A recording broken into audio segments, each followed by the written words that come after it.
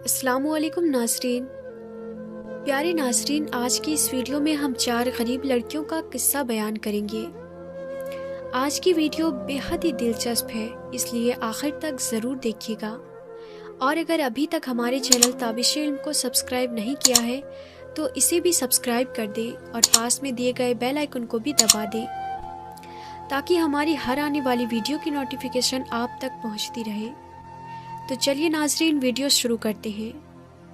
حضرت ربیع بن سلیمان رحمۃ اللہ علیہ فرماتے ہیں کہ میں حج کے لیے جا رہا تھا، میرے ساتھ میرے ساتھی بھی تھے۔ جب ہم کوفہ پہنچے تو میں کوفہ کے بازار میں سامان خریدنے کے لیے گھوم رہا تھا کہ میں نے ایک عجیب منظر دیکھا۔ ایک ویران سی جگہ میں ایک خچر مرا ہوا پڑا تھا اور ایک عورت تھی جس کے کپڑے بے حد پرانی تھی، چاقو لیے ہوئے اس کے گوشت کے ٹکڑے کاٹ کر ایک جھولی میں ڈال رہی تھی۔ مجھے یہ خیال ہوا کہ یہ مردار گوشت لے جا رہی ہے تو بالکل بھی خاموش نہیں رہنا چاہیے، شاید یہ لوگوں کو پکا کر کھلاتی ہوگی۔ میں چپکے سے اس کے پیچھے ہو لیا، اس طرح کہ وہ مجھے نہ دیکھ سکے۔ وہ عورت ایک بڑے مکان میں پہنچی جس کا دروازہ بھی کافی اونچا تھا۔ اس نے دروازہ کھٹکھٹایا، اندر سے آواز آئی، کون ہے؟ اس عورت نے بولا، دروازہ کھولو، میں بدحال ہوں۔ دروازہ کھولا گیا اور گھر میں 4 لڑکیاں نظر آئیں جن کے چہروں سے بدحالی اور مصیبت کے آثار ظاہر ہو رہے تھے۔ وہ عورت اندر آ گئی اور جھولی لڑکیوں کے سامنے رکھ دی۔ میں دیواروں کی سوراخوں سے جھانک رہا تھا۔ میں نے دیکھا کہ اندر سے گھر بالکل ہی خالی اور برباد تھا۔ اس عورت نے روتے ہوئے لڑکیوں سے کہا، اس کو پکا لو اور اللہ کا شکر ادا کرو۔ وہ لڑکیاں گوشت کاٹ کاٹ کر اس کو آگ پر بھوننے لگی۔ مجھے بہت تکلیف ہوئی اور میں نے باہر سے آواز دیتے ہوئے کہا، اے اللہ کی بندی، اللہ کے واسطے اس گوشت کو نہ کھاؤ۔ وہ عورت کہنے لگی، تو کون ہے؟ میں نے کہا، میں ایک پردیسی آدمی ہوں۔ اس نے جواب دیا، تو ہم سے کیا چاہتا ہے؟ 3 سال سے نہ ہمارا کوئی معین ہے نہ کوئی مددگار۔ میں نے کہا کہ مجوسیوں کے ایک فرقے کے سوا مرے ہوئے جانوروں کے گوشت کھانا کسی مذہب میں جائز نہیں ہے۔ وہ عورت کہنے لگی کہ ہم خاندان نبوت کے شریف سید ہیں۔ ان لڑکیوں کا باپ شریف آدمی تھا، وہ اپنے ہی جیسوں سے ان کا نکاح کرنا چاہتا تھا، لیکن نوبت نہ آئی اور اس کا انتقال ہو گیا۔ جو مال و جائیداد اس نے چھوڑا تھا وہ سب ختم ہو گیا۔ ہمیں معلوم ہے کہ مردار کھانا جائز نہیں، لیکن ایسی حالت میں جائز ہو جاتا ہے۔ ہمارا 4 دن کا فاقہ ہے، 4 دن سے ہم نے کچھ بھی نہیں کھایا۔ حضرت ربیع بن سلیمان رحمۃ اللہ علیہ فرماتے ہیں کہ یہ سن کر میں بے چین ہو گیا اور میں نے اپنے ساتھیوں سے جا کر کہا کہ میرا تو حج کا ارادہ بدل گیا ہے، میں حج کرنے نہیں جاؤں گا۔ سب نے لاکھ سمجھایا لیکن میں نے کسی کی نہیں سنی۔ میں نے اپنے کپڑے اور احرام کی چادریں اور جو سامان میرے ساتھ تھا وہ سب لیا اور نقد 600 درہم تھے، ان میں سے 200 کا آٹا لیا اور باقی درہم آٹے میں چھپا کر اس بڑھیا کے گھر پہنچا دیا اور یہ سب سامان اور آٹا وغیرہ اس کو دے دیا۔ اس نے شکریہ ادا کیا اور کہنے لگی، اے ابن سلیمان رحمۃ اللہ علیہ، تیرے اگلے پچھلے سارے گناہ اللہ پاک معاف کر دے اور تجھے حج کا ثواب عطا کرے اور اپنی جنت میں جگہ عطا فرمائے اور تجھے ایسا بدلہ عطا فرمائے جو ظاہر بھی ہو جائے۔ حضرت ربیع بن سلیمان رحمۃ اللہ علیہ فرماتے ہیں کہ حج کا قافلہ روانہ ہو گیا۔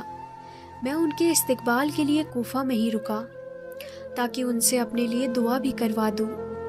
جب حج کا ایک قافلہ میرے سامنے سے گزرا تو مجھے ان کو دیکھ کر بہت زیادہ دکھ ہوا کہ میرا حج چھوٹ گیا اور رنج سے میری آنکھوں سے آنسو نکل آئے۔ جب میں ان سے ملا تو میں نے کہا، اللہ تعالیٰ تمہارا حج قبول کرے اور تمہارے خرچے کا تمہیں بدلہ عطا فرمائے۔ ان میں سے ایک شخص نے کہا، یہ کیسی دعا ہے؟ میں نے کہا، اس شخص کی دعا جو دروازے تک کی حاضری سے محروم رہا۔ تو وہ کہنے لگے، بڑے تعجب کی بات ہے، اب تو اس بات سے بھی انکار کرتا ہے کہ تو ہمارے ساتھ عرفات کے میدان میں تھا، کیا تم نے ہمارے ساتھ طواف نہیں کیا؟ میں اپنے دل میں سوچنے لگا کہ یہ اللہ کا لطف ہے۔ اتنے میں میرے شہر کے حاجیوں کا قافلہ آ گیا۔ میں نے کہا، اللہ تعالیٰ تمہارا حج قبول فرمائے۔ وہ کہنے لگے، تو ہمارے ساتھ عرفات میں نہیں تھا کیا؟ تو نے ہمارے ساتھ رمی جمار نہیں کیا؟ کیا تو نے ہمارے ساتھ طواف نہیں کیا؟ اور اب تو انکار کر رہا ہے۔ ان میں سے ایک شخص آگے بڑھا اور کہنے لگا کہ بھائی انکار کیوں کرتے ہو؟ تم ہمارے ساتھ مکہ مکرمہ میں نہیں تھے کیا؟ کیا تم ہمارے ساتھ مدینہ منورہ میں نہیں تھے جب ہم حضور اکرم صلی اللہ تعالیٰ علیہ وسلم کی قبر مبارک کی زیارت کر کے باب جبرائیل علیہ السلام سے باہر آ رہے تھے؟ اس وقت ازدحام کی کثرت کی وجہ سے تو نے یہ تھیلی میرے پاس امانت رکھوائی تھی، جس کی مہر پر لکھا ہوا ہے جو ہم سے معاملہ کرتا ہے نفع کماتا ہے۔ اس نے کہا یہ لو اپنی تھیلی۔ واپس حضرت ربیع بن سلیمان علیہ السلام فرماتے ہیں میں نے اس تھیلی کو اس سے پہلے کبھی نہیں دیکھا تھا۔ خیر اس کو لے کر واپس آیا، عشاء کی نماز پڑھی، اپنا وظیفہ پورا کیا اور اسی سوچ میں جاگتا رہا آخر یہ قصہ کیا ہے۔ اسی کشمکش میں میری آنکھ لگ گئی تو میں نے حضور اکرم صلی اللہ تعالیٰ علیہ وسلم کی خواب میں زیارت کی۔ میں نے خواب میں اپنے آقا و مولا نبی کریم صلی اللہ تعالیٰ علیہ وسلم کو دیکھا۔ حضور نبی کریم صلی اللہ تعالیٰ علیہ وسلم نے مسکراتے ہوئے ارشاد فرمایا، اے ربیع بن سلیمان رحمۃ اللہ علیہ، آخر ہم کتنے گواہیں اس پر قائم کریں کہ تو نے حج کیا ہے، لیکن تو مانتا ہی نہیں۔ بات یہ ہے کہ جب تم نے اس عورت پر جو میری اولاد میں سے تھی خرچ کیا اور حج کا ارادہ روک دیا تو اللہ تعالیٰ نے اس کو نعم البدل تجھے عطا فرمایا۔ اللہ نے ایک فرشتہ تیری صورت بنا کر اس کو حکم دیا کہ وہ قیامت تک ہر سال تیری طرف سے حج کیا کرے، اور دنیا میں تجھے یہ بدلہ دیا کہ 600 درہم کے بدلے میں 600 اشرفیاں عطا کی۔ حضرت ربیع بن سلیمان رحمۃ اللہ علیہ فرماتے ہیں کہ جب میں سو کر اٹھا اس تھیلی کو کھول کر دیکھا تو اس میں 600 اشرفیاں موجود تھیں۔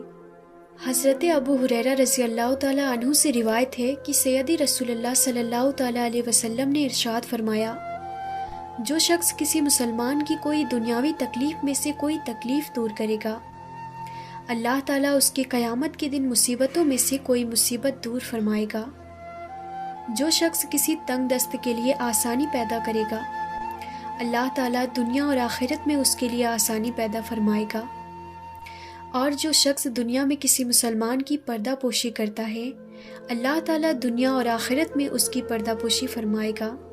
اللہ تعالیٰ اپنے بندے کی مدد کرتا رہتا ہے جب تک بندہ اپنے بھائی کی مدد میں لگا رہتا ہے، اور رحمت کرنے والوں پر رحمان رحم فرماتا ہے۔ تم زمین پر رہنے والوں پر رحم کرو، آسمان والا تم پر رحم فرمائے گا۔ آخر میں دعا ہے کہ اللہ رب العزت ہمیں اپنے مالی حقوق کو کامل طریقے سے ادا کرنے اور اللہ کے راستے میں نیکی کے کاموں سے بڑھ چڑھ کر حصہ لینے کی توفیق نصیب فرمائے، آمین یا رب العالمین۔ تو پیارے ناظرین، ہم امید کرتے ہیں کہ ہماری آج کی یہ ویڈیو آپ کو بہت پسند آئی ہوگی۔ ویڈیو پسند آئی ہے تو لائک کریں اور اپنے دوستوں کے ساتھ شیئر بھی کر دیں۔ پھر ملتے ہیں اگلی ویڈیو میں، تب تک کے لیے خدا حافظ۔